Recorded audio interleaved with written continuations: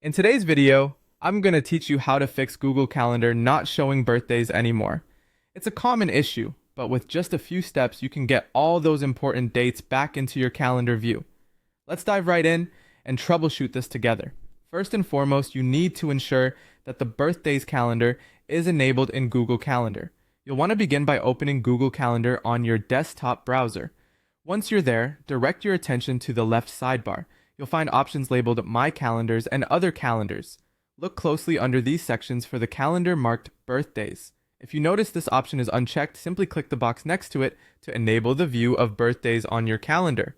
Now, if for some reason you don't see a birthdays option, don't worry. There's a quick workaround.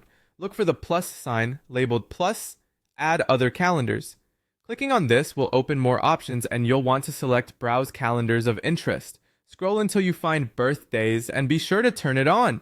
Next, let's examine where these birthdays actually come from. Google Contacts. This is crucial because your calendar pulls birthday information directly from your contacts.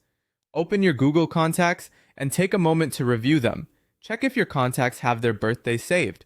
It's quite straightforward. For any contact missing a birthday, you can quickly edit their information. Just click on a contact, then use the option to add their birthday, and don't forget to hit save after you've entered the date. Once you've made these important updates or added any missing information, refresh your Google Calendar to see the changes reflected. These adjustments should help resolve any issues with missing birthdays.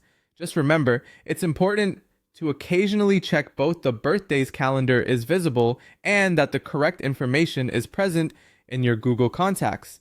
Keeping these areas updated ensures that all those vital birth dates won't slip by unnoticed. Thank you for watching, and I hope this guide has helped you successfully bring back those birthdays to your Google Calendar. If you have any more questions or need further assistance, feel free to leave a comment. Happy planning, and may you never miss a birthday again.